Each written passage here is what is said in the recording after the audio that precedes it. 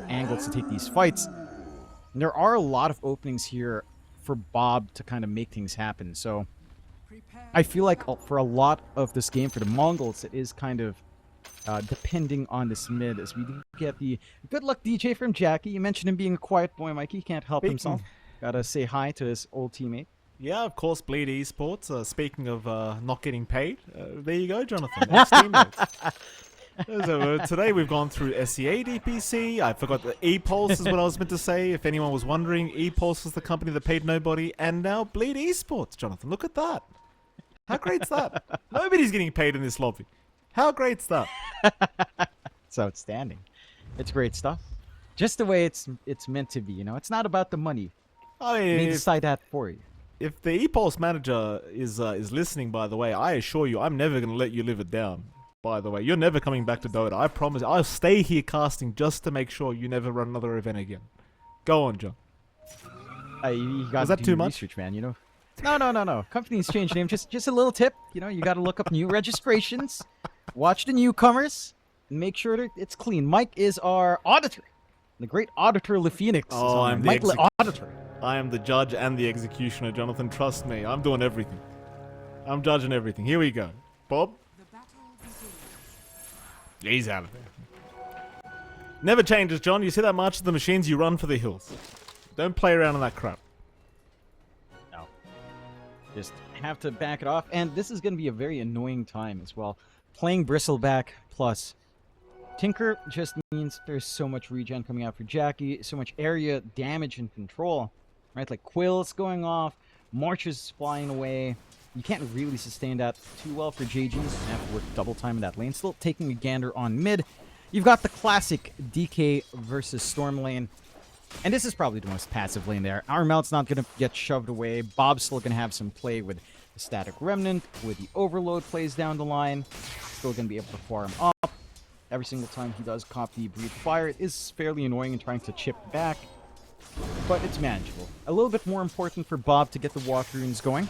A little less important for Armel overall, of course. I'm going to be keen on seeing if you do have some opportunities to maybe just drag DJ down or drag Castaway down to help secure one Walk Rune for Bob if possible, but I'm not expecting the same commitment out from Boom. And again, overall, this should be a pretty basic farming win for Armel and Bob. Unless Armel severely oversteps and Bob gets a double overload chance, this is going to be the most quiet lane in this game. Absolutely. The top lane, Jackie going against JG. Of course, Zhao going to be there on that support. Tinker and DJ on the support Night Stalker. It just sounds so ridiculous to say this crap. Support Tinker, support Night Stalker. But here we are, Jonathan, 2025. What a year it's going to be. I mean, I kind of like it. The pos 5 Night Stalker makes enough sense to me, especially with this new map. Because there's just so many little kind of crevices, and there's, you know, low hill going up to uphill, and just the vision game is going to be kind of ridiculous, is what I'm trying to say. Yeah, and I think the value is really in just scouting out Johnny well.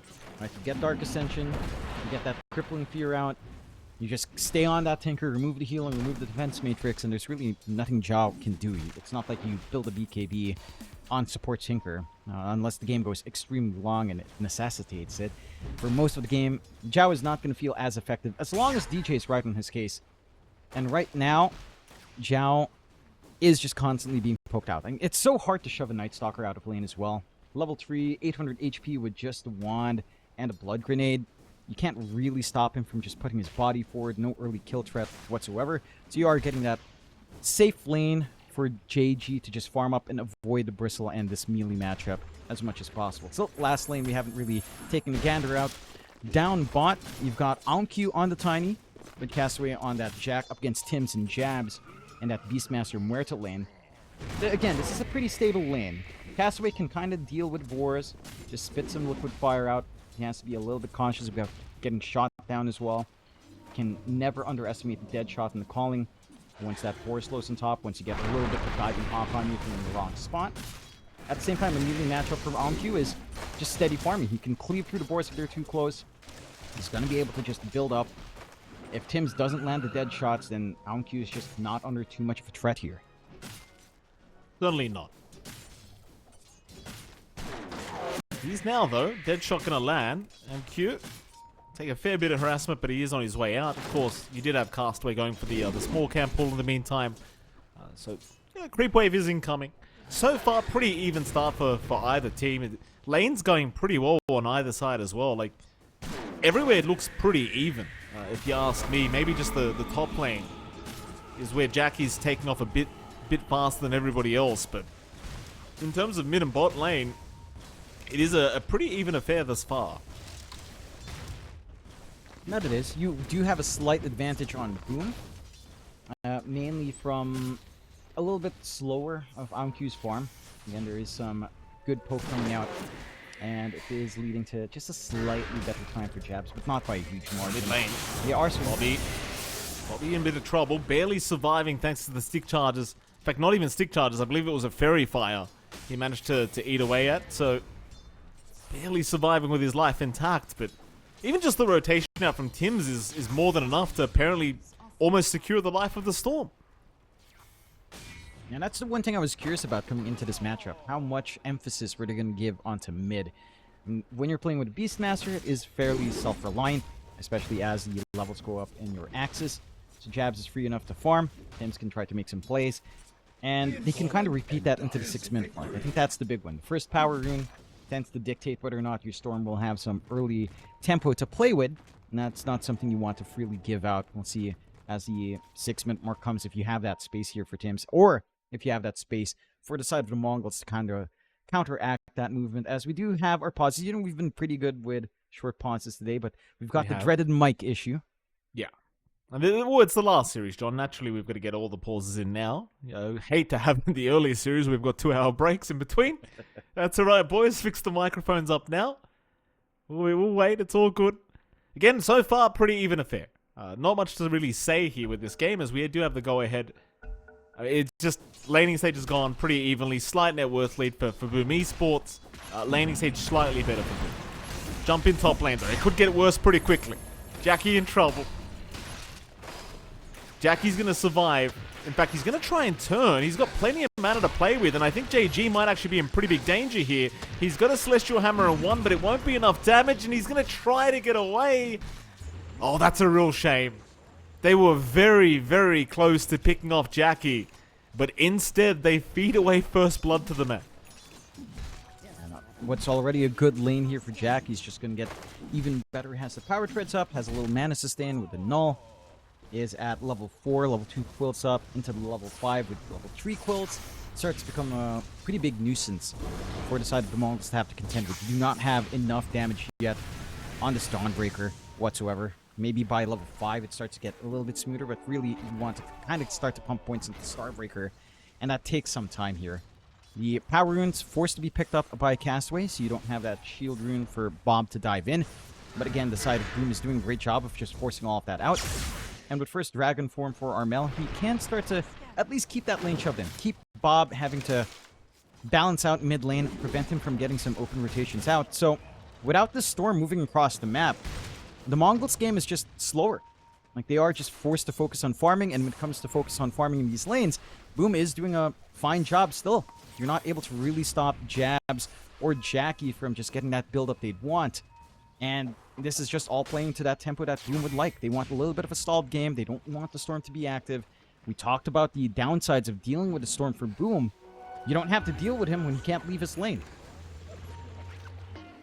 I just saw Jackie try to get a large camp pull off at that top lane and completely whiffed it, by the way, Jonathan. Just standard carry player. Can't pull the creeps on his own.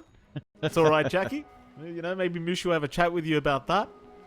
A bit unfortunate now. He's in the, kind of close by the enemy tier 1 tower. Doesn't really matter though. Mid lane, Armel, of course, abusing that level 6 mark. Dragon form up, has the corrosive dragon. So towers are going to melt relatively quickly. I miss this dragon, John. I still feel like this is the way to play. Bob? Yeah. Have I jinxed Armel now? DJ? Oh, here we go. Armel's in trouble. He'll make it out. I don't like the green dragon that much, John. My goodness. Just not enough damage coming in from Bob. Again, he was forced to go for the value point in the Vortex, lacking a little bit in the Overload. Even then, you don't have output just yet on DJ, and no Dark Ascension to bank on It is still a DK.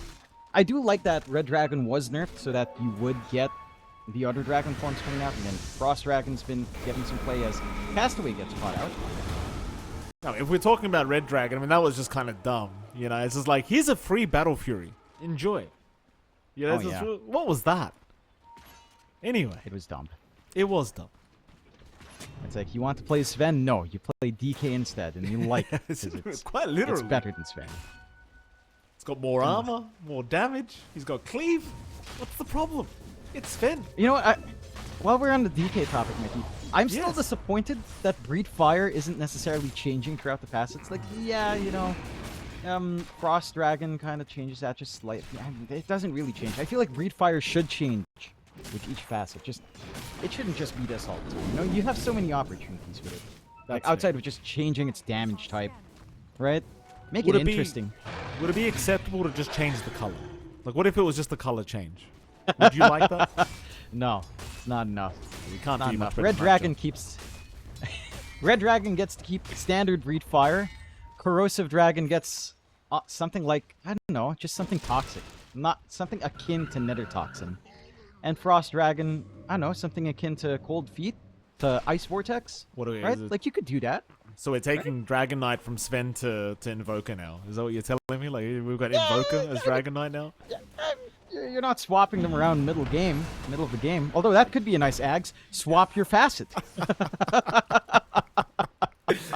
You're giving us some ideas, Mikey. Aghanim's hilt coming to a store near you, ladies and gentlemen. Just that's the third piece of the Aghanim scepter, John.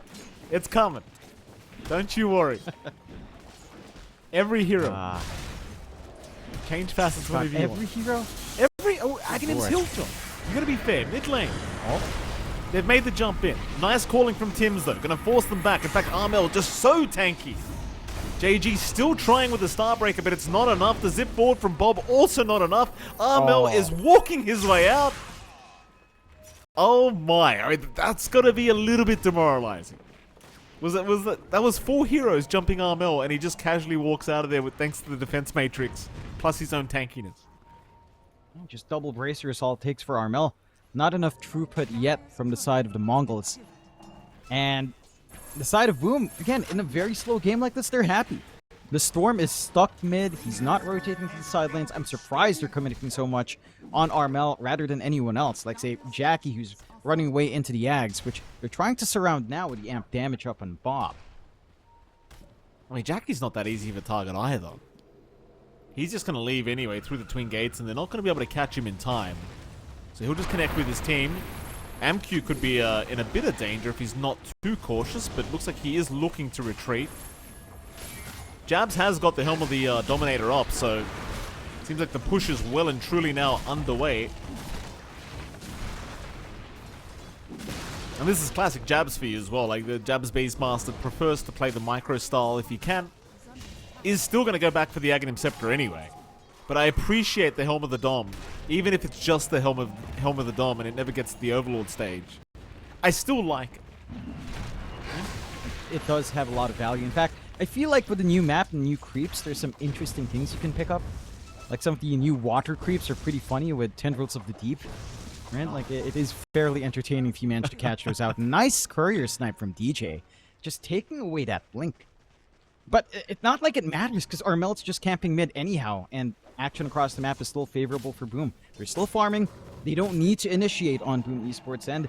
And the pressure is really on the Mongolz, because they're just getting outfarmed in this slow game. Right? Like, Omq's somewhat keeping up. He's got Echo Saber ready. He's going to go for the Shadow Blade that we tend to see.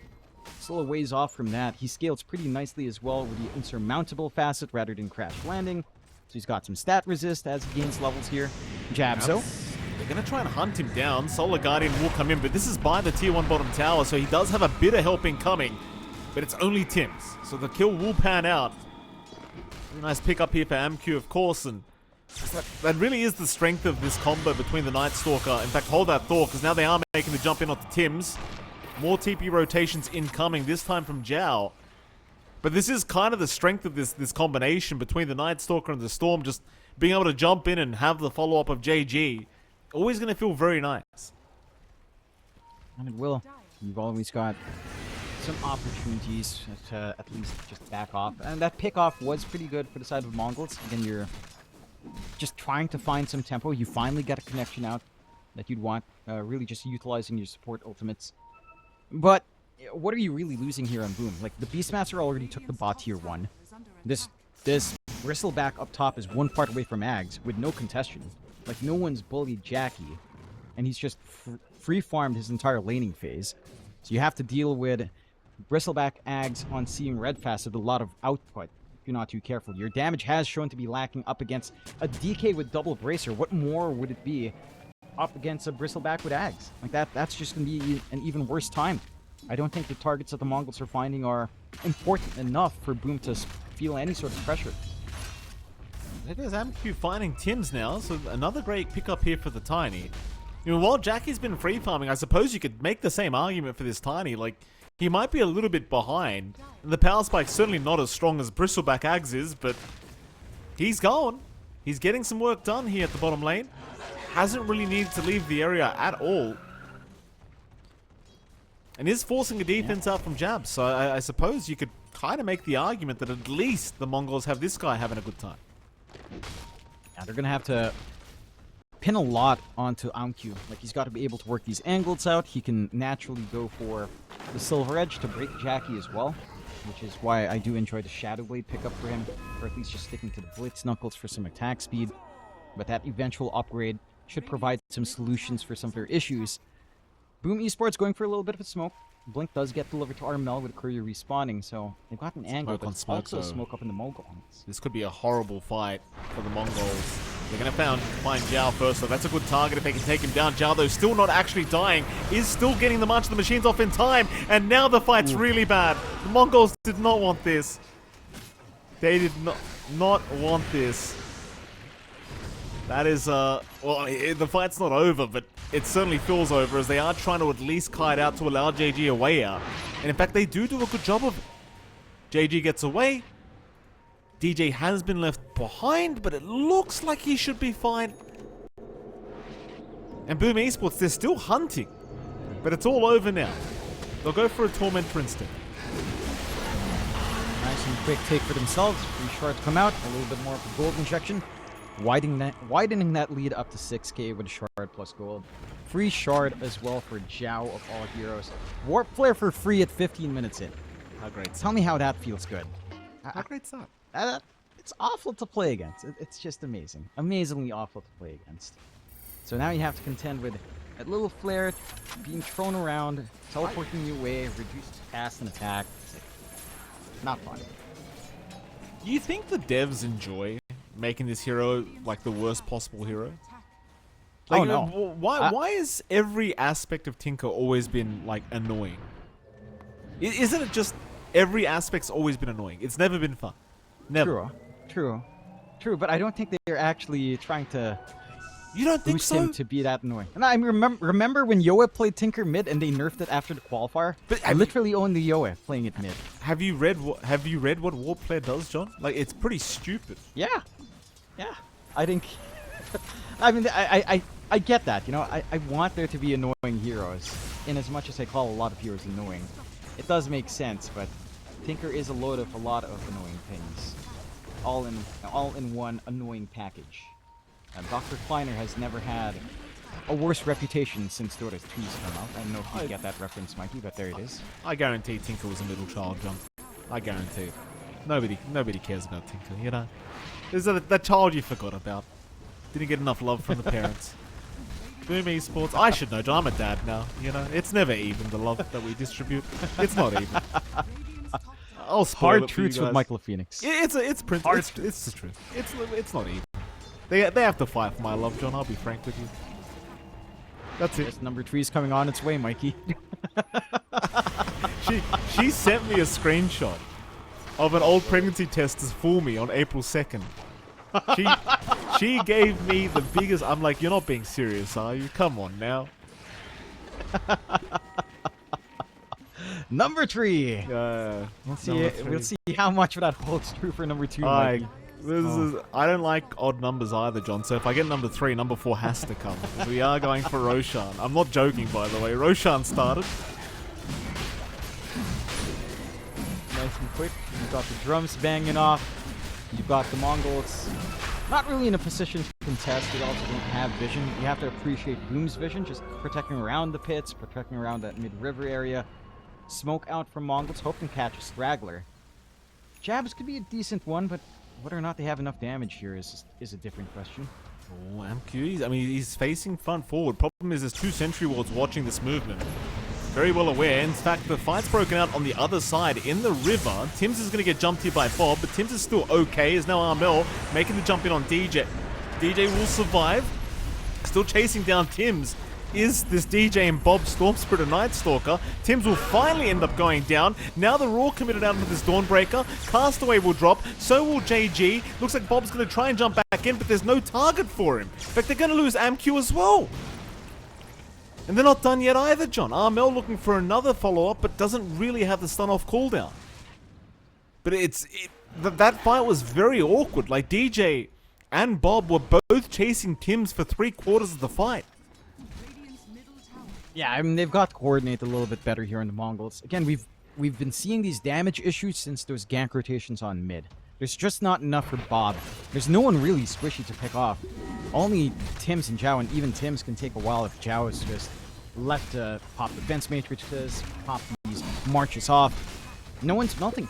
And that holds very true for the cores. These are 3 tanky melee heroes that you have to frontline here on the side of Boom. There's really not much to worry about from the Storm jumping in, even with the Solar Guardian on top.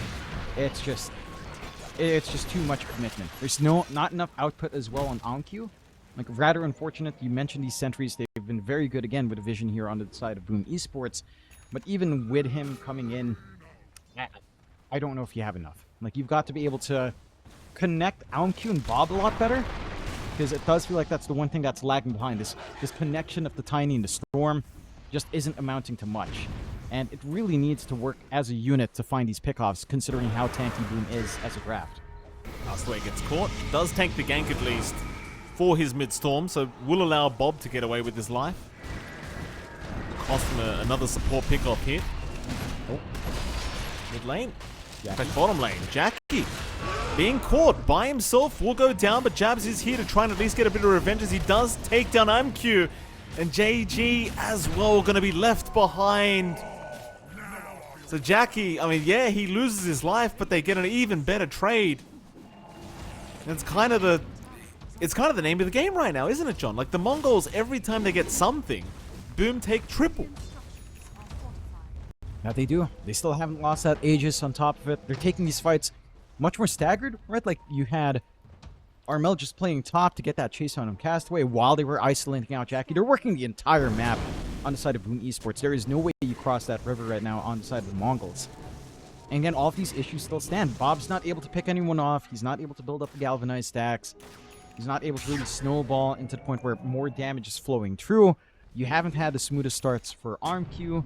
His lane was a little bit slower. He's having to go back for the BKB before considering a Silver Edge or even just a casual, say, a Crystallis for some damage here. So physical burst isn't quite there. Into these tanky heroes you have from Boom. I just don't know how you kill them unless you go 5v1.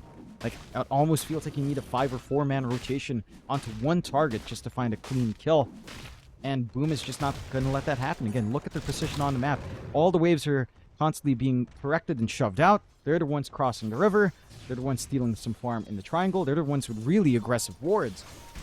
And the Mongols, I mean, they've been trying. I do appreciate that they've been trying. JG, I mean, he's in the middle of nowhere farming this area, John. I'm not sure how this is going to pan out for him. He'll try for the Solar Guardian and does get away, but problem is Jackie's waiting right there by him. They won't be able to pick him off, though. JG will survive. Jackie, though, he's found another target. It'll be Castaway to go down. No hesitation from Jabs either. Just roar out, commit for the kill, tier 2 tower. I like this, John. I'm going to say it. This is the kind of Boom Esports I like to see. This is what I like to see. They don't look frigid, John. They don't look like they're scared to do anything. This is what I like. It is very reminiscent of peak Boom when we were on top of the DPC. And it's good to see that the new moving parts in Armel and Jabs have been fitting nicely into this lineup.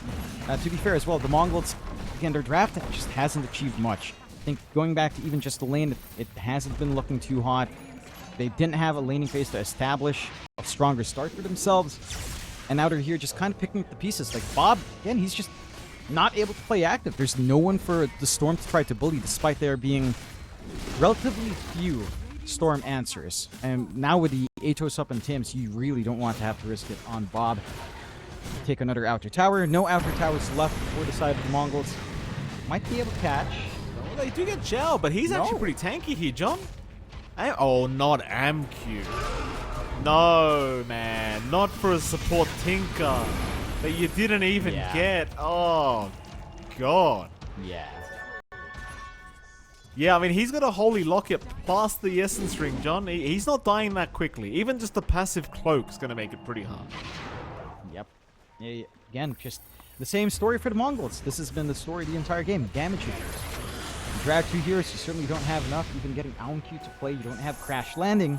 Remember, you went for the scaling insurmountable. Didn't we just see this? Zhao? No. He uses the Warp Flare and they can't do anything. What a you hero. see that crap, John? Did you see that crap? Yep. That was What a Warp hero. Flare. Here we go. Here's Armel. Castaway's trying to run. Zhao's now the one chasing them. Oh, it's just... I'm convinced. hero. The people changing Tinker, man, they've got issues. I'm gonna say they got problems. Someone came up with this stupid ability. I know it's not that broken. It's just so stupid. Why is this It ability really exist? Do you want homing missiles back, though, Mikey? No. No, I don't. There you go. Then the Warp Flare stays. The Warp Flare stays, man. I'll take Sad it. John. reality. I'll take it. It's alright, though. I almost forgot about those damn rockets. You are right, though. Every single part of Tinker is just annoying, eh? What if they get... Okay, what if we took out... Take out Warp Flare, take out homing missiles. What if he had a chain gun? That made him into a turret. Why? With defense matrix. Because he needs something. You take off both of them. He needs an armament, Mike. Give him a chain gun. What do you think? Thoughts? I mean, you know what? Anything but this current bloody spell, whatever the hell that he's got right now, it's just yuck, man. It's defense caveat. matrix plus warp flare. Why? The caveat there, Mike, is that Tinker will become a right clicker. I'd rather that. No, actually, we don't really have like a... I know, like Team Fortress 2 characters. I don't know if you've ever played the TF2 characters. We don't really have like a full-on engineer type. Like, you could argue, you know, Shadow Shaman has a ward, Venom has wards, but we don't have a turret. We need a turret as they jump. Jabbing to the turret right now. John JG just copping so much damage. Tries for the Solar Guardian, cannot make it out. I did play TF2 for a little bit, John. Yeah. Just what if Tinker was just the engineer? So he'd have to constantly twack at his turret and just hold the lane. And That leave was his the turret one. like- That was the one class I was really bad at as well. Engineer.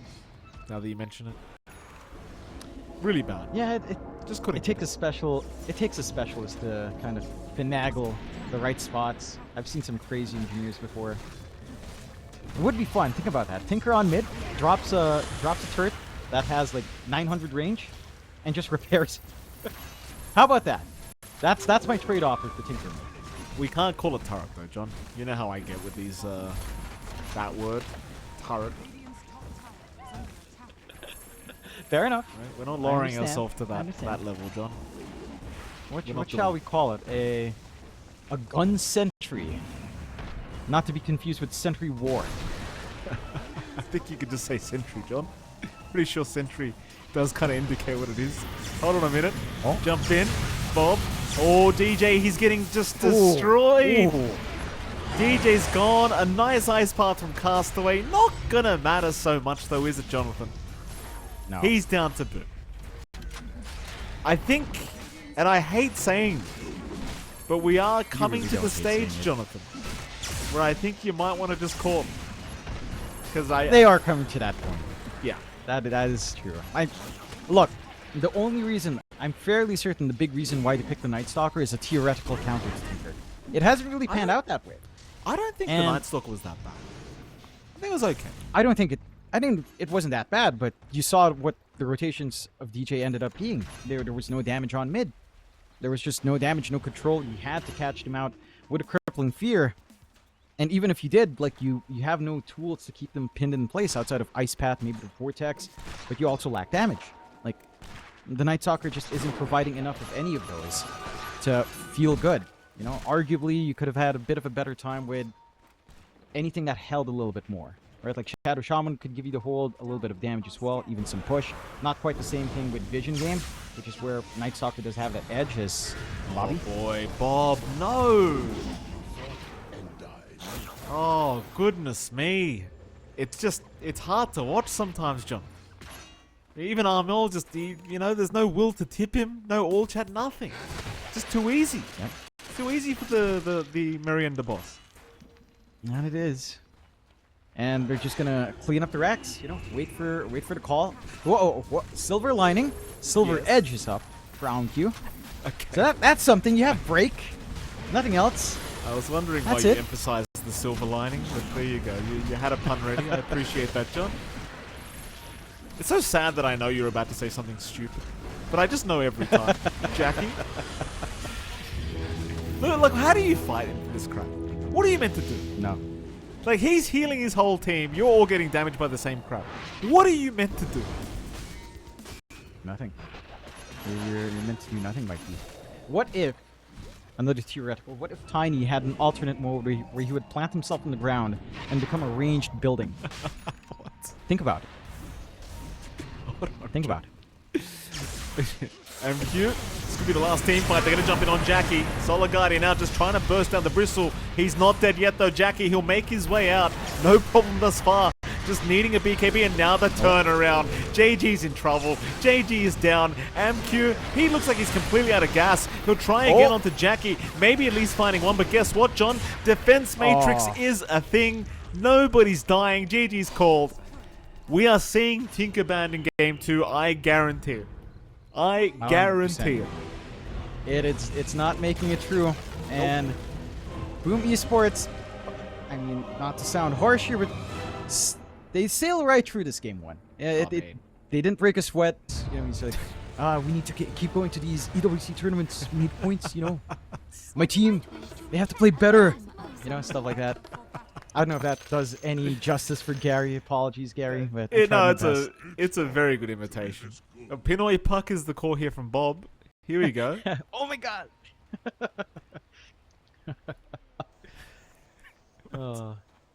It is a Bob Shaker, by the way. Yeah, what are they saying? Yeah. Go on. Armal saying, "Don't be scared, Bobby, Daddy Paps, Daddy Bob.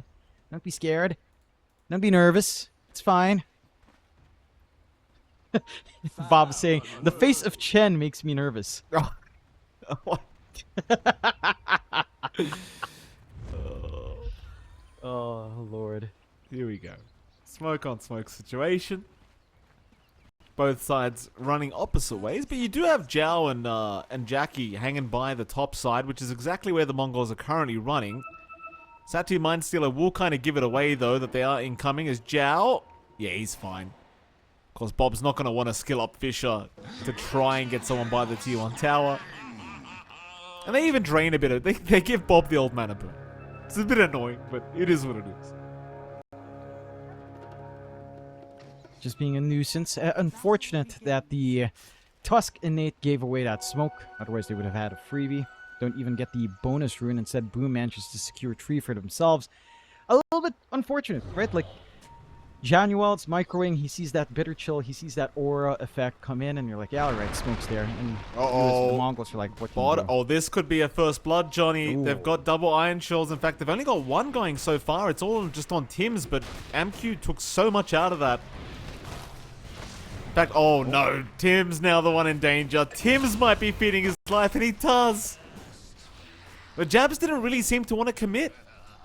He had Iron Shell off cooldown for a while, but he didn't put it on himself, and it seems like maybe a bit of miscommunication here between these two. It certainly was. Would have been a big opportunity to put OnQ on the back. They still managed to at least get the creeps under the tower, so they've got the creep setup just coming back to equilibrium for themselves, but a missed opportunity. Oh no.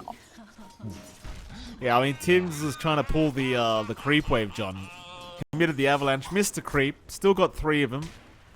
It's a pretty rough start here for the bottom lane of Boom Esports. Just a couple of awkward mistakes happening.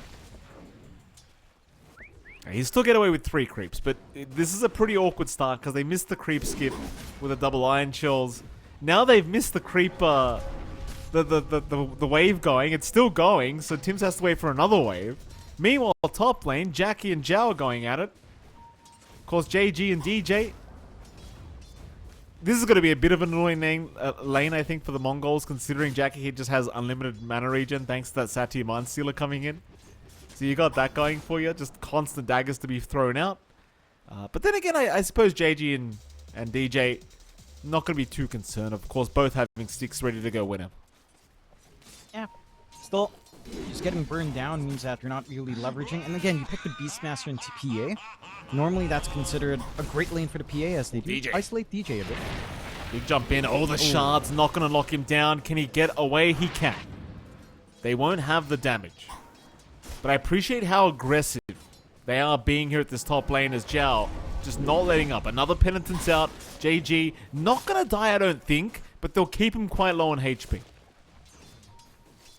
Okay, well, just apply that pressure in lane. Again, get as much as possible for Jackie early, top of the CS board already.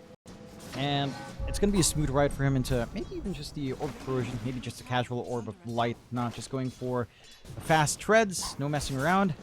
Into the battlefield with an Orb of Light coming, although. They're really just not giving any kind of access to the creep wave for JG at all. And again, I think Jackie just knows he'll have unlimited mana regen coming in with the Satyr Mind Stealer, so who cares? I'll just spam this dagger off cooldown. Yeah, nothing to be concerned about. Again, you're just keeping the side of Mongolz down. You constantly maneuvering away. You got Lotus control up as well. This great lane, in theory, of a Tusk and Beastmasters really isn't coming together. You can't even go for the boars. You just have to go for the Axis, because the PA will just get extra form of the boars up.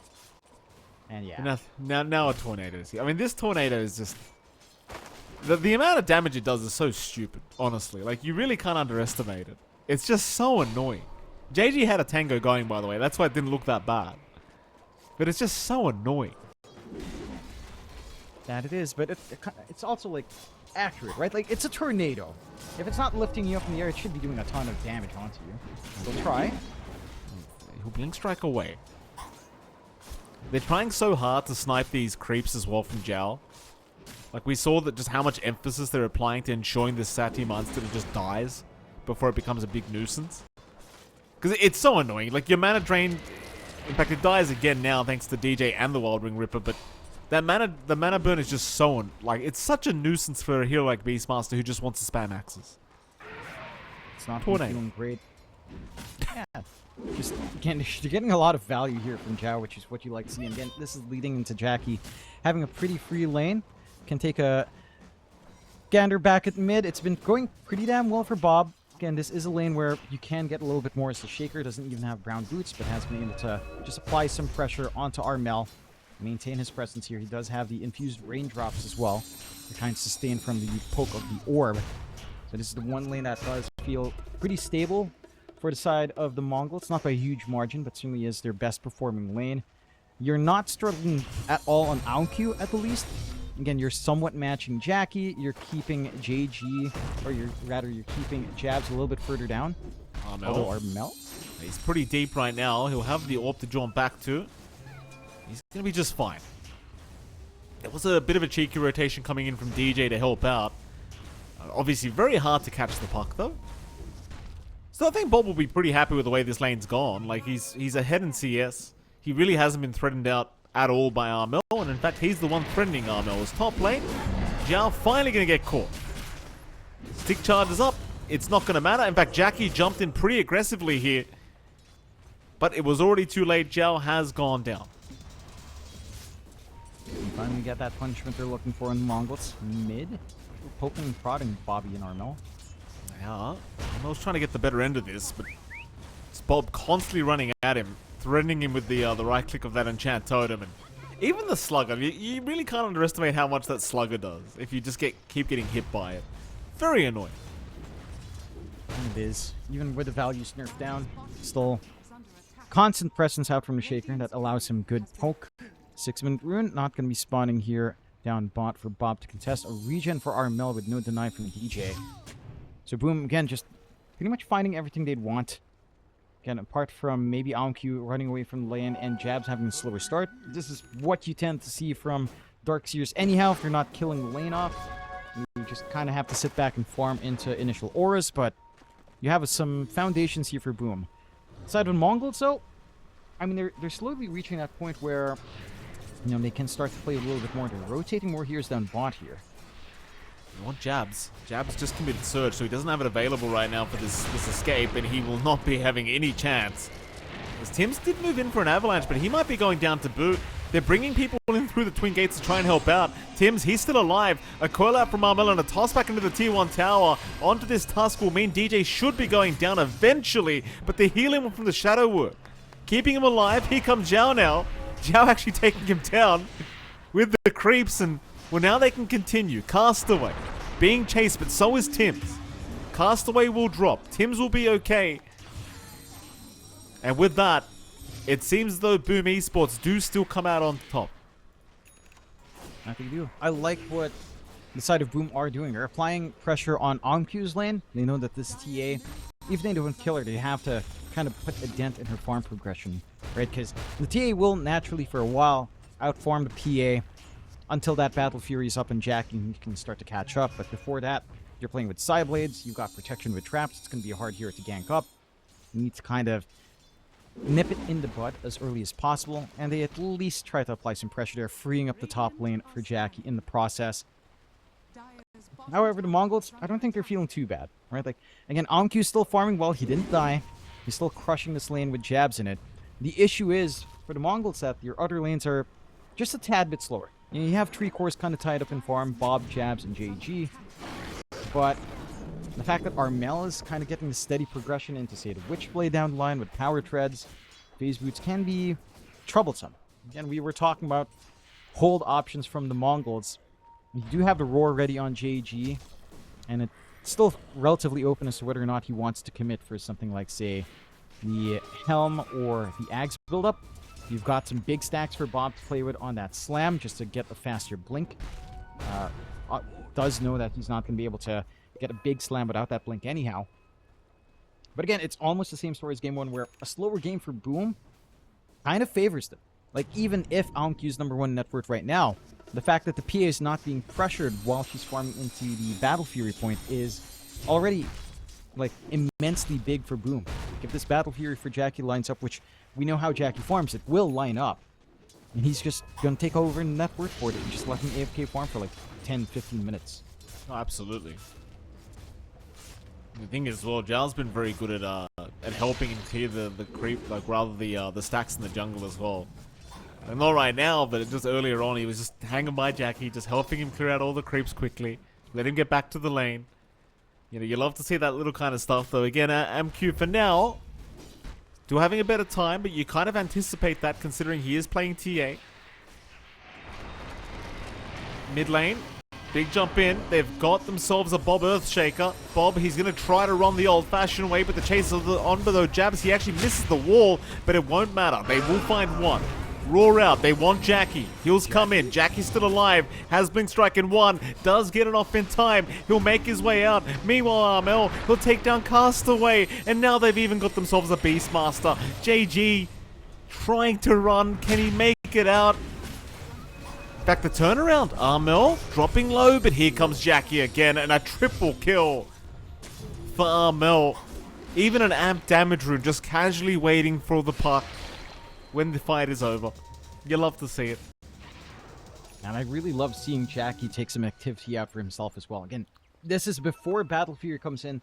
Just having confidence with methodical coup de grace up, and having the Phantom Strike up at level 3, just the extra attack speed does make short work of a few heroes if they're out of position. Mind you, again, this is going to segue into a Warlock point, but you do have 3 charges in the Black Room War for Castaway. He could opt to eat it soon. Have level 6, have the Chaotic Offering up with the Fatal Bonds, with a Slam ready to go now on Bob, although no Blink. There are some opportunities that can start to present itself here if you're not too careful. He's going to head down bottom once again. There is going to be a chase onto Jabs. Snowball not going to quite land thanks to the surge of Jabs, but he's still in a lot of danger as the shards will connect. Nice little vacuum TP attempt, but not going to be even close. No. And it's a costly one, but they find a core kill. Mind you, Jabs again isn't the highest net worth. He's been struggling in this game. Same goes for JG, who has not had a free run on that Beastmaster. Trying to rush into the Ags, so not going for the Dominator build that we saw Jabs go for last time, which I think is fair. The Ags has tended to be a little bit more popular, just by a slight margin, if I recall right. And at that point, that's when things can start to play in, right? Like, you're expecting Ags timing to line up with Desolator timing on OnQ. That would open up Roche as Castaway dies again. He certainly does. Not a very fun game thus far for Castaway. Good news is, though, he still has the Black Grimoire up, I guess. Doesn't really have much in the way of XP with it, but he's got it. Bob. Caught. Nice toss back here. Tim's not finding himself a creep, and now Bobby is looking to fall. In fact, it looked like they were almost going to feed the kill to Jackie, but instead Armel will take it. Why the hell not? Just escalate into that Witch's Blade a lot quicker than you need to. And sure, I mean, ArmQ is still top of the net worth board, still having a great old time. But he just needs quite a bit more. Like, at least BKB Deso. Here we go. DJ's going to TP in. Roar is out. They're going to try for the Chen. Golem drop even from Castaway. But Chow is actually just tanking through it. They'll finally get rid of him. That's a lot of commitment for your Pos 5 Chen to go down. That it is. The Grimoire, the Chaotic Offering down, does mean they have to commit for the Siege on mid. It isn't the healthiest tower, so Castaway should be able to at least poke and prod along with OnQ on hand. Not much in the way of stopping this, although Sims is trying to eye, but no blink on our Tiny yet. Nice Good deny from Armel. Just holding that off, and now you can fully say that the Chaotic Offering was almost pointless. It does allow them a way of sneaking into the triangle a little bit safer, or sneaking into the top jungle a little bit safer, if they did manage to set up some forward vision for it. Not quite there yet. You do have some timings lining up. Bob does have his blink flying in, so some big slams can kick in with, say, a pretty good usage from the Fatal Bonds. You're going to be able to find some nice team fight for yourself, but Boom Esports also just going for that smoke. Again, full Witchblade up on Armel, and him and Tims are just hungry to hunt for more. On AmQ, I mean, this is the thing. The TA has been left uncontested, and they must know that she's pretty farmed up. Mind you, still has the bottom tier 1 tower, so it's not going to be the easiest kill to commit to. In fact, AmQ is being quite cautious here with his positioning, backing off at that right moment, realizing there's a few too many heroes missing right now. In fact, Jackie and Zhao now going to cut him off as well. My goodness, they literally brought everyone to ensure this man could not run away. I can respect that, though. It's a very important kill, and the gold will go the way of Jackie, of all people. Yeah, that's him now showing off that full Battle Fury, just rushing into the BKB, wants to maintain that tempo with his team. That's a big kill. I think all AmQ wanted to do was drop some traps to watch Tormentor area. And he was walking back, realizing it's going to be 50. He's going to need to keep track of that. Gets punished for it instead. Boom takes a tier 1. So now they can just camp this area into the 15-minute mark. Try to take Tormentor. You're fine kind of surrendering top tier 1 for that, as no one's making their way in for the defense. Maybe take a mid tier 1 in exchange. But the safe call is going to be Torm. And Zhao is already walking down with the army to kind of keep track of it, just to make sure they get it on the dot. You do have some gate shenanigans that can come out here from the Mongols with them finding that top tier 1, but it can be a risk. You have the vision advantage here for Boom. Momentum will be taken very easily here by Boom Esports. No contest whatsoever. Tims will find himself a free shards, which is, you know, not the greatest free shards, but it is what it is. You take what you get. And with that, Boom Esports 5k net worth advantage. Jackie is now only about a 200 gold away from this TA, which it's just pretty funny how quickly he closed the gap there. AmQ, I think at one stage was like 2-3k ahead of this PA, but it just doesn't matter. No. Once that Battle Fury is up, you're just going to get outpaced. PA is just a lot more mobile with a Phantom Strike, and can just clear out these camps a lot quicker. you're missing out on the key timings now for Mongolz as well, right? Like, we talked about that blink connection being there for Bob. It does feel like there's some pressure to make a play happen as the smoke comes out from Boom. DJ does get the invis room for himself. Echo Slam committed as well onto Bob. They do heal him up, but it's not...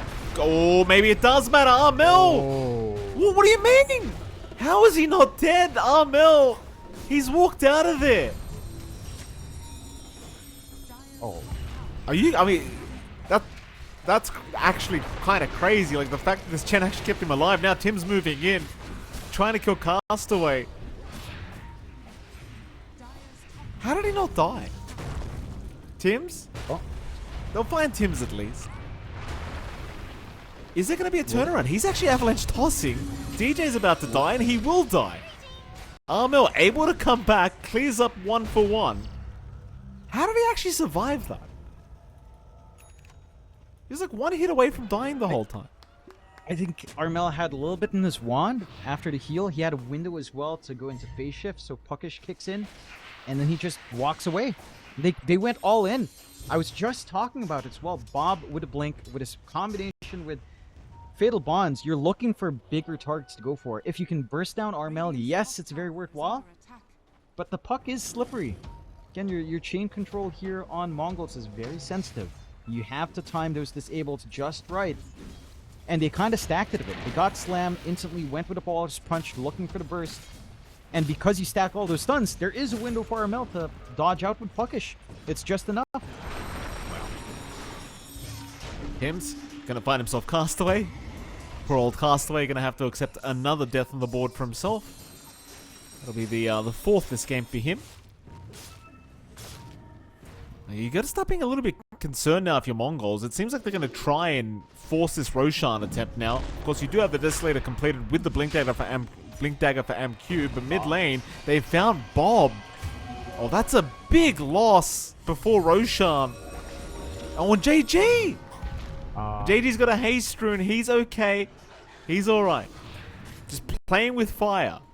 But that puts an end to the Roshan attempt. In fact, now Tim's revealing he's got a blink up. So, even more concerning signs now if you are the Mongolz. And of course, Boom Esports, they'll happily retreat as long as Roshan's not happening. There's no need to force any kind of fight. No. But they might need to try and contest this. Roshan is once again happy. They do have Vac Wall. They've got the Blink Avalanche Toss.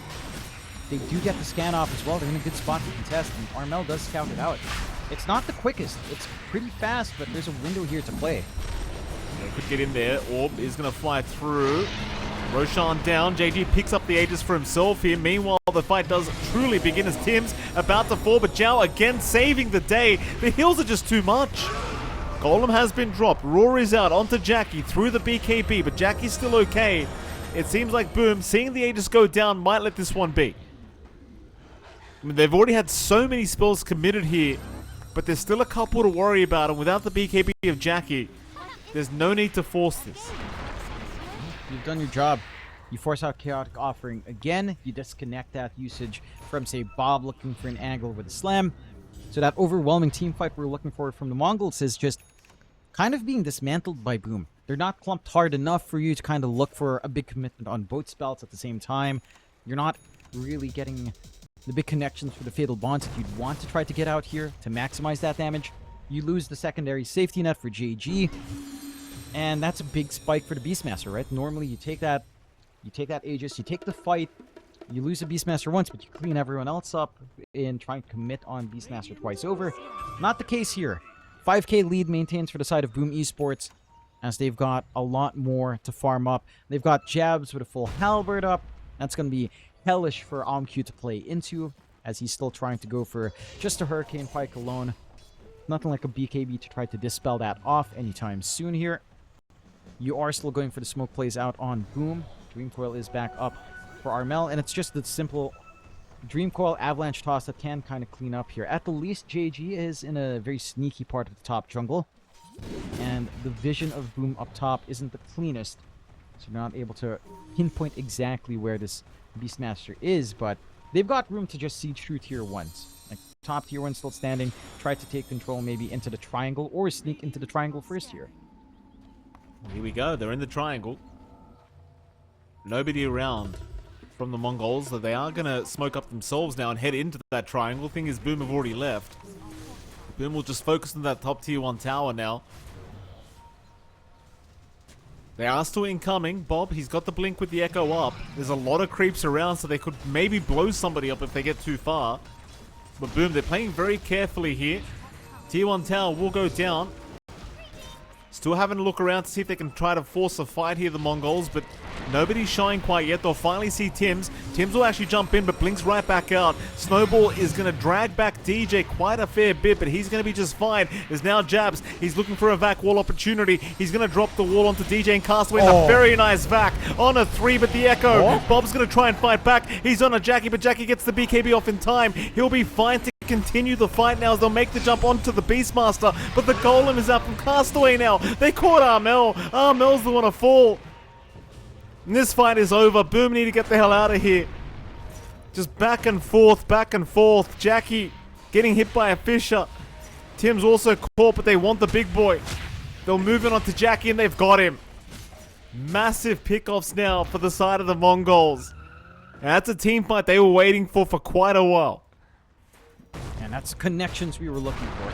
Finally getting a fight where they can commit both Slam and the Chaotic Offering, as they might find another one in Tim's. Bob is still on the hunt here, but not going to be able to gap close in the last second. Again, it's just a matter of how hard Boom committed into that area. A very tight choke spot. They did manage to get 2 big heroes in the vac wall, but that's just not enough. The backline was very free. Castaway wasn't under pressure, so he could get a good timing on that Chaotic Offering. He could get value from the Fatal Bonds.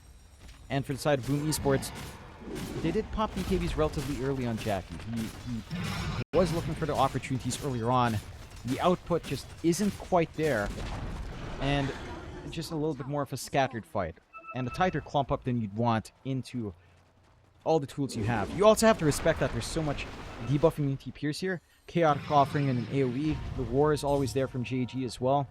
So even the BKB alone from Jackie doesn't necessarily mean he's going to be safe. He does need that Sanj and Yasha to be up for a little bit of that stat res, to have a bigger window to try to, I don't know, blur around, try to Phantom Strike out of danger, re-engage afterwards, and that's still going to be some gold out.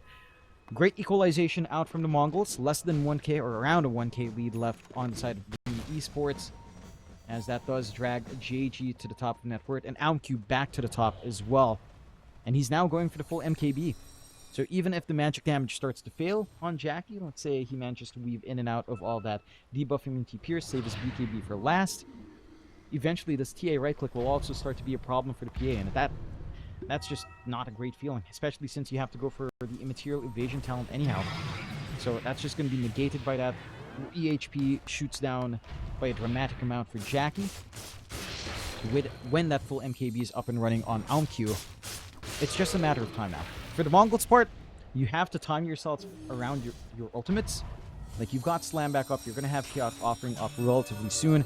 This could be an opportunity to start clumping up, but they are also taking time to just build up themselves. You know, Castaway is just holding font, clearing out some creeps. They're farming up top in JG, same spot he's been in for the past few minutes. Is already at the point where the BKB should just be done. Has the money to buy out the recipe.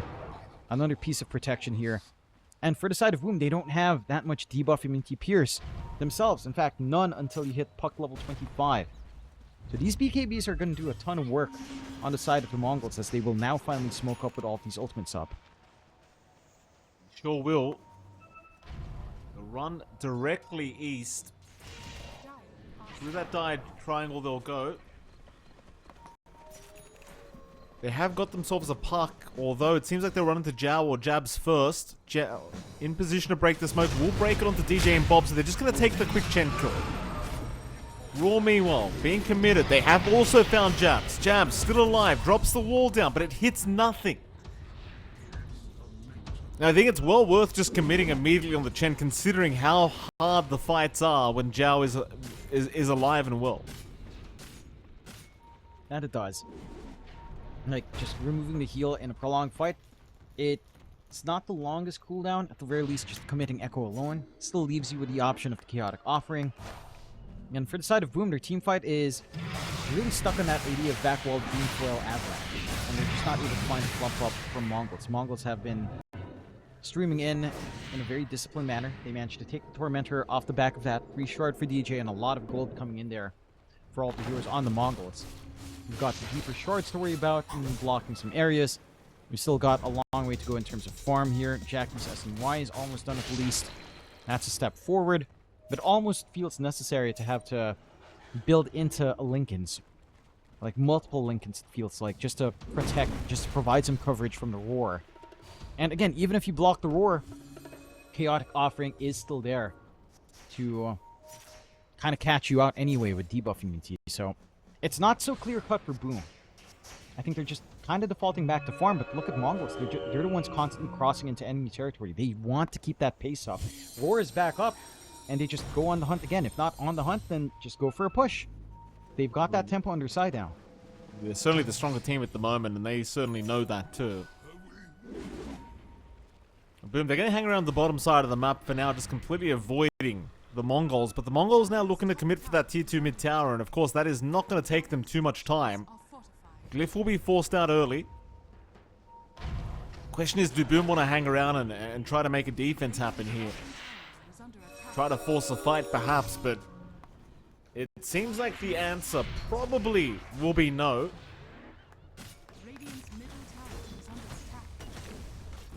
So that being said, the Mongols haven't exactly committed 100% to that tier 2 mid tower. It has been left. Of course, the Zhao Chen creeps are just being a little bit of a nuisance as they find the tier 1 mid tower for free. And there's no creep wave, sadly, for the Mongols, so they can't push tier 2 towers. So they'll go tier 3 instead. A little bit of a better bet. A nice smoke angle being found by Boom. They could come from behind. The side of Mongolz aren't actually TPing out, so there's an intercept course here. Big wraparound, but it's not going to really matter. Shards going to block in all the Chen creeps, so they know where they are. Tim's trying to find a target to toss back. Could find JG, but he doesn't have the blink any longer. In fact, JG's the one to jump in. Won't get the roar either. A lot of patience from both sides. Particularly Boom, of course, not wanting to screw up this next fight. Just seems a bit too important at the moment. Tim's going against. They have to be so careful with position. Oh, he's a bit he's very deep here, Tim's. He's got no help. He's got no one to toss back to. Oh boy, here we go. The chase is on the Mongols. Well, they'll leave the fight. They just want the Roshan. Much more important. This is Rosh number 2 with a banner. And again, positioning is key here for Boom. If they clump up too hard, the slam, the chaotic offering, everything's just going to rip them apart here. Although, JG's dropping quick. Buyback's going to be there from Tim's. Problem is, Raw has been committed on Jackie, and he's dropping very, very quick here. Jackie, he's going to try and fight back. They'll find Armel, though, already. His jab's also dropping pretty darn low. Will go down eventually. It's just so tough. There's so many ways of disabling through these BKBs, it seems. And Amq's just hitting like an absolute truck as well on the TA. So Roshan once again going to be freely given the way of the Mongols. Keep in mind, this is without the MKB being up. He'll have the MKB coming out relatively soon, and well, that's going to make life infinitely harder for poor old Jackie boy. Yeah. And the biggest loss there, outside of just these heroes dying, of course, is they hand over the gem. So now they can't even take control of the map. They can't stop these traps from just giving all this vision out from the side of Mongolz. And a great rally out from Mongolz. You know, it looked a little bit slower in this game. It looked like, it almost felt like Boom would be able to just maintain that tempo, but they had a slower lane coming out on jabs, right? He's not really able to apply that pressure on Amq. They did get some good rotations out, but they weren't finding that PA for the most part. And it leads to this point where, yes, your PA can scale into this point where she can right-click right through him, but your teamfight control options just don't compare. It doesn't compare to the Roar, it doesn't compare to the Chaotic Offering, it doesn't compare to the Slam option you have on Bomb as well. As their own BKBs feel highly effective into the lack of debuff immunity pierce here on the side of Boom Esports. Like the sustain from Zhao as well, as the game goes on, it grows less and less useful. Like, proportionally, that HP is not going to be as much as it was at, say, 25 at 15 minutes. So it's not simplifying by any means. The aura play from Jab's not quite done yet. Still working on the Shivas at least to have some more presence. Try to soften up some targets here. Get them to melt. There's that MKB you were mentioning on AMQ fully assembled up. So even through all of this evasion, Jackie's just going to be a sitting duck. Jackie, for his part, just trying to work into a full Satanic. I think how these fights have to break up from Boom, it has to be a big back wall. You have to get the silence off from Armel. You have to get the coil. And you have to kind of keep track of AMQ. You need to disarm this guy with that halberd you built up on Jabs. Because if you allow this TA free hits, it's just over. Like, there's no way you stop that. Either try to pin down Bob or AMQ. Oh, Jabs? Jabs went through the wrong twin gate, it seems. Tries to get his way out with the surge and the vac back, but DJ is cutting him off. And eventually they won't even need DJ, they'll just jump with the blink of Bob. Jabs dropping once again. I'll tell you what, John, just Darkseid's not really panning out for anyone today. It's like the third game we've seen of it losing. Yeah. Again, it's just down to how it feels like the initial lane went. Like that indecision from Jabs when Timps was going all in with the Iron Shell. That's where something laning trouble started to kick in. You didn't get that early advantage. You're forced to play pullback with a Tiny. And that just gave a free lane for AMQ. No pressure on that TA, which maintained itself throughout, even into the mid game. Just really nothing to poke this TA out. Still have the safety net of Aegis for 2 more minutes. Slow, steady poke onto the mid-tier tree. Does drop to half HP, or close to half HP at this point. And for Boom now, again, outside of these teamfight executions kind of being a little bit wonky, maybe your best bet now is just hoping and praying that Tims can blink toss back someone that will actually die. We have not seen that pan out just yet for Tims. It's been a tough game for him to look for the isolation in some of these key targets in the back. It absolutely has. Multiple lanes being forced in as well. Castaway now looking to drop the Roshan banner down at bottom, and he does. Q again just going to get started onto the tier 3 tower on his own, daring somebody to jump forward. Still a minute and a half on the Aegis timing here for AMQ. That tier 3 tower, it's basically just being given away for free. They don't see an opening. Next creep wave is on the way, so eventually the backdoor prediction gonna wear off as JG trying to find Armel in the mid lane. Can't quite get there, but bottom racks is still just being taken out. And they will get it for free here. The Mongolz really needing to commit nothing for this, apart from a Roshan banner. Still about 50 seconds on the Aegis, by the way, so you do have time if you want to commit for the secondary racks, and it seems like they do.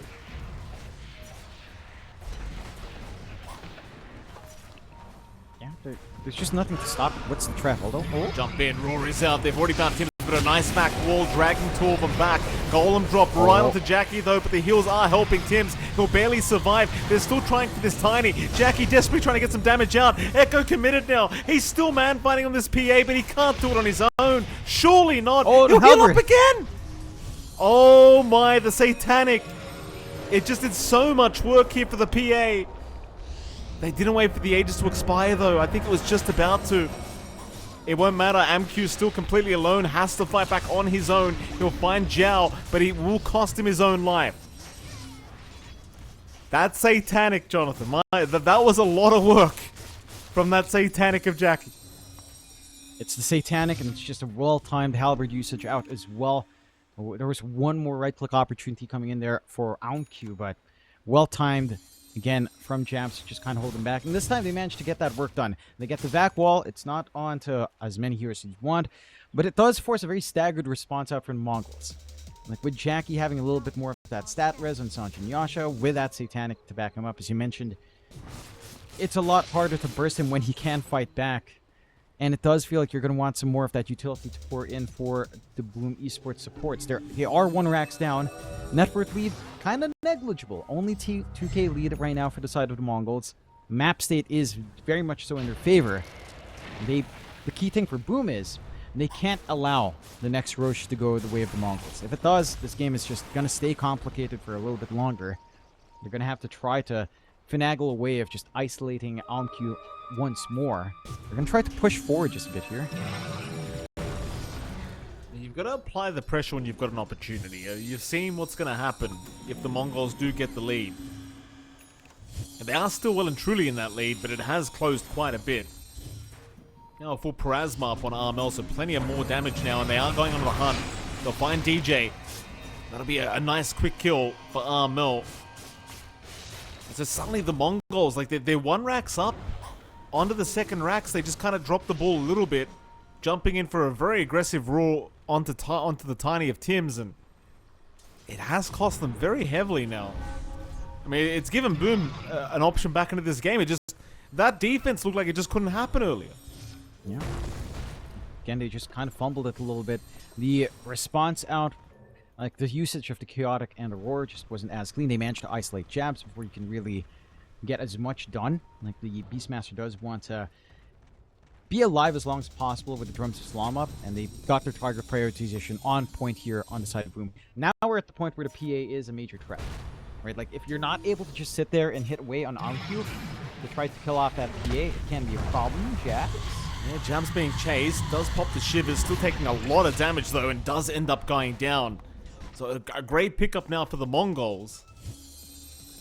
And Roshan's an early timer too. Roshan's up in 25 seconds. So that's a pretty important death for the Mongols to see happen. We'll see if they do spot out the Roshan timing quickly, but it's yeah, that's pretty rough. In fact, I say we'll see if they can see the Roshan. They can see the Roshan timer. John, I forgot the innate ability of TA.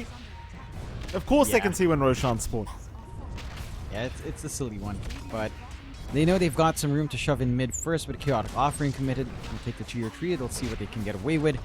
Boom needs jabs to be around for that road fight and for this high ground defense. Like, these back walls are pivotal in terms of giving them some buffer zones to play with, some area of control to kind of fight back. Really good pull still being done here by Zhao, using the army to just pull back creep waves, ensure backdoor kicks in. But Mongol's actually going for a smoke. They want to snipe someone out. No one stepping outside of base from Boom, though. So they might have to force this movement out. Doesn't look like they want to back off for Roche. Jump in. Tim's again going to be targeted. They really want that tiny down, though. Tim's healing up just barely here. The Ghost up going to keep him alive. JG jumping in for a secondary roar, though, has found Jackie. Bob will commit the Echo Slam right onto the PA's head, though Jackie does survive, jumping in for the man fight. We'll go after Bob, almost taking him down, and they do get him. The Shaker is gone. Oh my, here we go for more. DJ also getting caught. It's just the thing, like, you commit all these spells, but it's like one small mistake, and suddenly this PA, it's just going to shred through everybody and leave the TA till last. And now suddenly... Oh, I misread it, John. It wasn't respawning in 25 seconds, John. It was going to tell us when it was going to respawn in 25 seconds. My apologies. Oh, goodness, I'm getting old, John. Top lane. JG. Can he get out? Aw. He can. Very nice. They were banking on a Basher, Dagger Basher. Unfortunate, no lucky proc for Jackie. They will know that's a minute away at very least on the side of the Mongols, so they are aware that they've got a little bit of a window. They're going to get respawns out. They're going to have all their spells out. Quite literally this Boom. time around. Yeah, go. There. Boom. I mean, they hold out. Again, it does cost them near range racks, but you are seeing this PA just kick into full gear. You need more physical burst on OnQ. He recognizes that. He's going for the Daedalus as well. They just need more damage. Like, even if you manage to thwack away on PA, if you don't burst her down, she's going to have that window for the Satanic. She's going to have that window to just lifesteal back up. And again, it does feel relatively forced in how they are kind of using these teamfight spells. Roche is being taken now. The side of Boom should also be aware. They haven't really gotten the vision out, but not seeing anyone on the map should mean that they need to make a play here. Nice Fisher.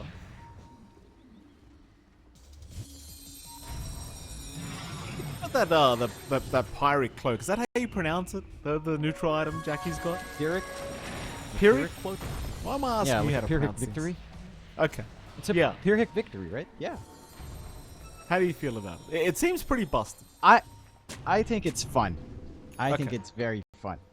I think it's cool. I honestly, that's my take on neutrals. I think all of them are pretty cool. Some are boring, but for the most part, all very, very cool.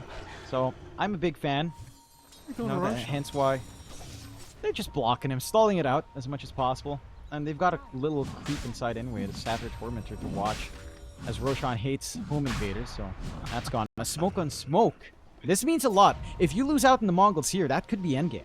Like 2 lives on Jackie is going to be a nightmare to contend with. They need to find that proper angle with the slam, with Chaotic Offering, with a roar. Ooh, they're wrapping around from the backside here, John, from the east, but Armel's going to break the smoke and immediately jaunts away. He's perfectly fine. Some key buybacks not available right now. Of course, you do have Bob lacking buyback gold. Jab's also lacking buyback gold. And Castaway and Tims can also not rejoin a team fight if it does break out. More importantly, though, again, Jabs and Bob don't have the gold.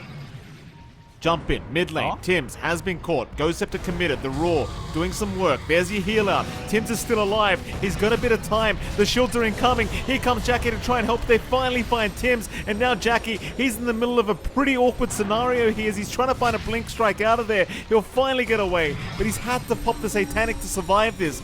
Meanwhile, they do at least pick off DJ. A 1-for-1 on the supports. That is costlier for the side of the Mongols. No Chaotic Offering, Slam, at least you have the Octarine on Bob. But they need to try to hold off in this Roche. They can't allow this to fall. If Jackie gets away again with that secondary life, this game changes. It's already being shifted, slowly shifted towards Boom anyhow, but you've got to stop this somehow. Oh, he's such a noob. Look at him just trying to snipe Jackie with the Sire Blades. How annoying. Boom Esports. Great. I mean, it really is nice, like, to have the presence of mind to just do that crap in the middle of a Roshan fight. JG could get picked off here. Jackie's having a look around, but won't be able to get there in time. Both sides understanding just how important this next Roshan is. Of course, it does have a Refresher Shard plus the cheese on top of the Roshan banner and the Aegis. Jackie. Just an NES solution they're trying to deal with here.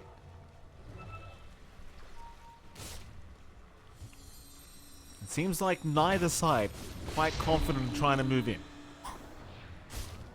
I feel like Boom should be a little bit more confident. Again, they don't have to worry about the Chaotic Offering. Roar is there, Slam is there, sure. But the Golem drop's the big one that kind of locks all of them into a very awkward spot. And you can kind of try to dance around the single target nature of the Roar. The Slam, sure, you still have to be completely aware of, but it's a little bit simpler now, but Castaway's still waiting for that. And the window is growing shorter. 50 seconds away, ticking down. Jack is still slowly checking Roche every single time, but also not willing to take that risk for the team. Does have the full nullifier out, a little bit more damage, tons more counter control coming in. Yeah, but he has no buyback gold. He's lacking 950 gold for buyback.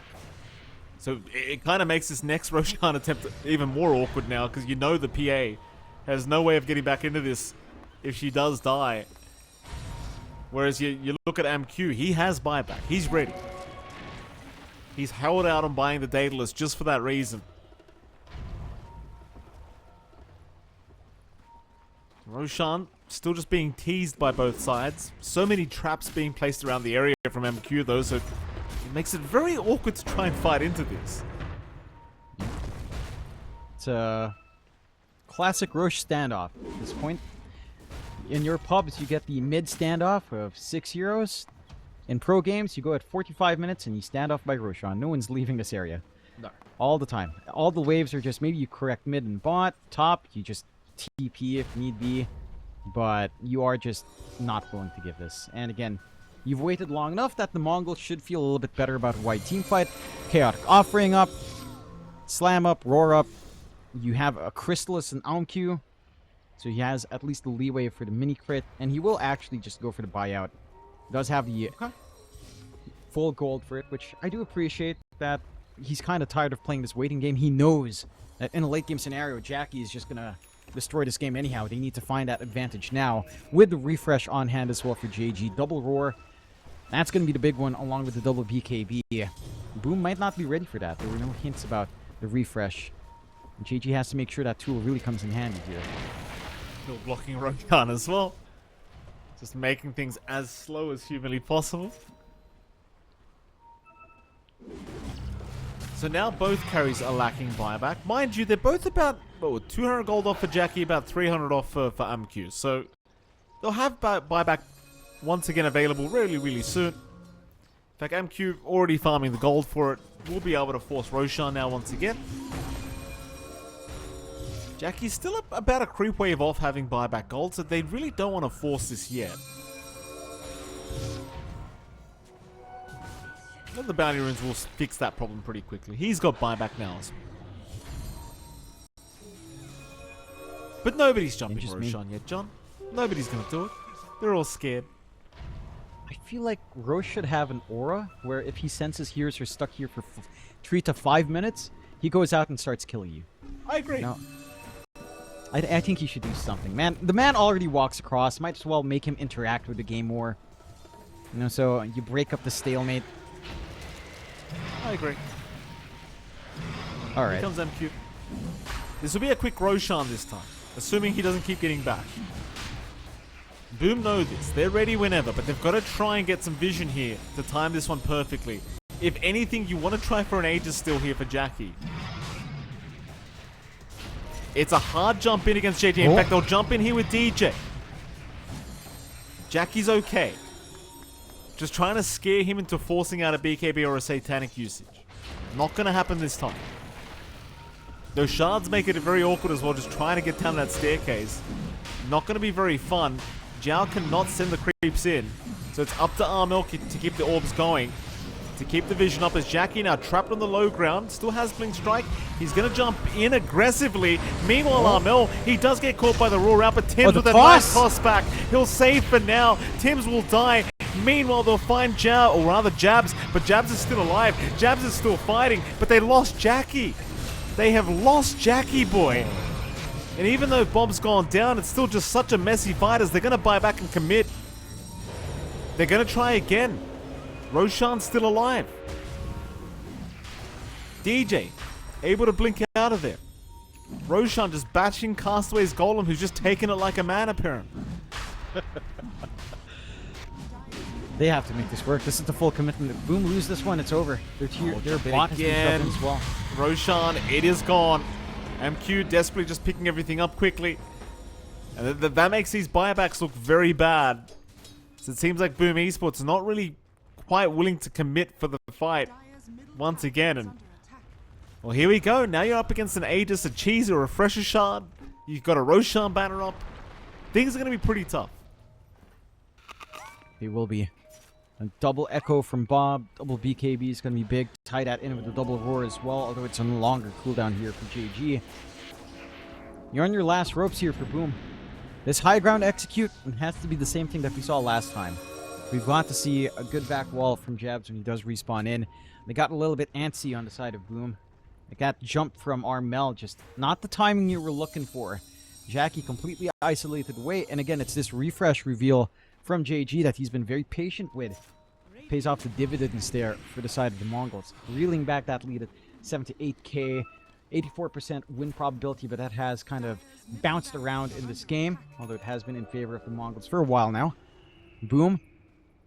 They got to make this work. They got level 25 on Armel, but he opted for the waning rift radius and max distance instead of the debuffing to piercing dream coil. I feel like that, I mean, I guess you could still kind of play around that, but it does feel like that's just kind of complicating these fights. It does make it easier for him to try to be the pesky puck, but it's just not going to achieve enough in the team fights. Although clearing out the creep waves like this does help you stay in the game, I suppose. Yeah, I think that's the idea here, just because they were losing Raxes so quick. They are still losing Rax quite quickly here, John. That hasn't quite changed. So now one lane of barracks left here for the side of the Mongols to secure. Again, they've got plenty of time with the Aegis and everything else to commit for this. In fact, they still got the Roshan banner of DJ. So it should be a pretty, I want to say easy secure for the Megas. It's obviously not going to be that easy, but it shouldn't be too hard either. They've got all the tools in the bag necessary. Yeah. They've got Bob up with his own full refresh. They've got the refresh shard now on Castaway. No, oh, Amel's been caught. He's going to try and find a way out. They do drop the golem for this. Armel, in fact, getting a Dream Coil off. Garage here is incoming. Jabs with a nice wall and Vac being dropped. DJ getting low and does go down. Armel setting up a nice fight already, but that's a very awkward shards. Jabs and Tims both is trapped. They'll pop the Echo. They'll take down Tims, but here comes Armel once again. The buyback from DJ. To the outpost is a Fisher. Will land. Jabs in trouble. Jabs is trying to run. With the surge up, will be okay. Meanwhile, Raw committed. They have found Jackie. Jackie through the BKB, just taking so much damage. He needs a way out of this. He'll go for the fight with the Satanic, but the Ghost Scepter's making it too hard. And that's going to be it. That should be GG. The Mongolz. I mean, they're still fighting here. Armel could make some magic happen. But it's looking pretty tough for him without a carry to play with for the next 2 minutes. And even if Armel just kind of kites them around, they can just ignore him. And that's exactly what AmQ's doing. He's going for tier 4 towers now. Why bother wasting your time chasing the puck when you can just go for the objectives? Jabs forced to come in again. Armel does actually kill off JG by himself, so there is that. He's back into the fight. AmQ! Alright, AmQ's down the first time. Can they get him a second time? Is he even going to stick around? The answer is he wants to leave, but it may not be that easy. AmQ forced to BKB to try and run. Meanwhile, we're down onto Jabs, but he gets the 4-staff away thanks to Jao. Armel being a real nuisance here. AmQ still trying for the tier 4 towers. Jabs going for a chase, but a big Fisher being landed onto 3 heroes. AmQ though dropping low now. AmQ! He'll buy back. He can't afford to die another time though. Could be very risky here for the Mongolz if they do lose him. JG still going. Zhao does die. Armel still fighting. Jabs finally will go down. Does have buyback. Will commit immediately. JG dropping low again. This could be a dieback, and it will be. The Beastmaster gone, but now Armel's gone. He'll buy back. Onto the tiny they'll go. Tims. Barely alive thanks to Zhao. In they go with the Dream Call. Armel setting up perfectly. This is all without Jackie. Bob's gone. That's a dieback on the Shaker. The Shaker's dieback, and now AmQ. Oh! My goodness, Armel. Armel's done it again here, Jonathan. He's done it again. He has, and that's him with his courier dying with the Yags. He didn't have like the additional damage with the Dream Coil coming in. Jeez. It's him and Jabs just having all of this output. The Dark Wall, the Wall of Replica Illusions are just doing so much work with how much is flowing out in terms of farm on AmQ and the other course. Divine Rapier, Armel, he knows what he has to do. It's endgame. This is it. They've got a minute and a half. They can just run through some... The issue is they have to run through tier 2s, but once you run through, take a tier 3, go straight for the endgame. You have no choice here on the side of Boom. You could look to prolong. There is another Roche you could wait for. They've got a full minute. Armel did find a task, but I think if you're gonna go for the base, you're gonna go. Because I think they've got time. Tier 3 tower into Ancient, I think they've got time for it. With the Divine Rapier, yeah, they're committing. They're going for it. Here we go. The race against the clock. And if you're the Mongolz, this is going to be a hard defeat to swallow. I mean, even I tapped out, John. I was about to log off Dota. I was like, oh, this is it. Next lobby, please. Oh, no, my God. GG's they call it? Oh, my God, Armel. The chief has spoken, Jonathan. The Chiefs carried the game.